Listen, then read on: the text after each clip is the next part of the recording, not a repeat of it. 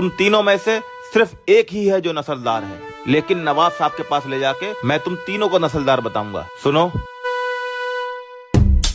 नवाब साहब, कैसे हैं आप? हम अच्छे हैं, आप बताइए कैसे हैं?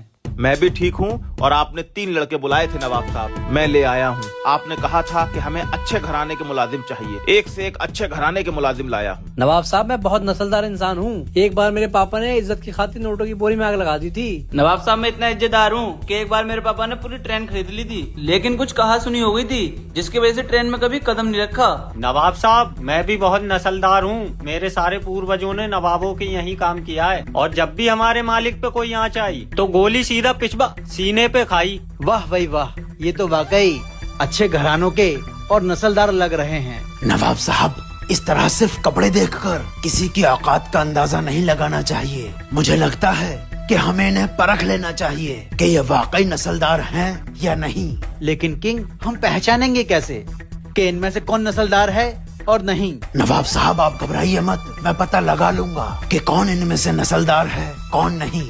जाओ, कोड़ा लेकर आओ। चलो सब। पता नहीं किंग के दिमाग में क्या चल रहा है। पता नहीं किंग ने कोड़ा क्यों मंगाया है, समझ नहीं आ रहा है क्या करने वाला है। कहीं मेरी चोरी पकड़ ना जाए। किंग तू कुछ भी कर ले, मगर इन तीनों में से नस्लदार की पहचान नहीं कर पाएगा।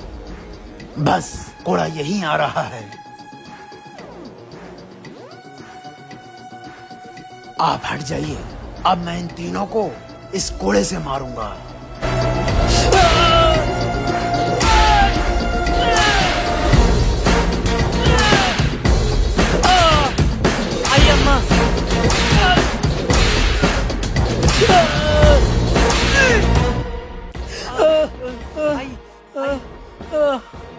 इन्हें हमारे यहाँ के शाही फल खिलवाओ।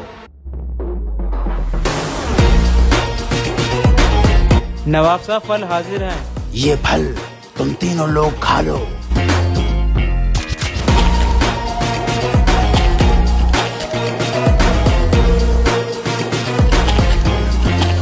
तुम फल क्यों नहीं खा रहे हो? तुम भी खाओ। नवाब साहब, किंग ने मुझे बहुत मारा है, मेरी बहुत बेइज्जती हुई है, मैं कुछ नहीं खाऊंगा। नवाब साहब, इन तीनों में सिर्फ यही नस्लदार है, इसको आप काम पर रख सकते हैं। क्योंकि नवाब साहब, मैंने इन तीनों को कोड़े से मारा, लेकिन 2 लोगों की इज्जत पर कोई फर्क नहीं पड़ा। सिर्फ एक की इज्जत पर फर्क पड़ा, जो नस्लदार है। इसलिए इस नस्लदार को अपने पास काम पर रख लीजिए। वाह किंग वाह, तेरे पास हर मसले का हल है।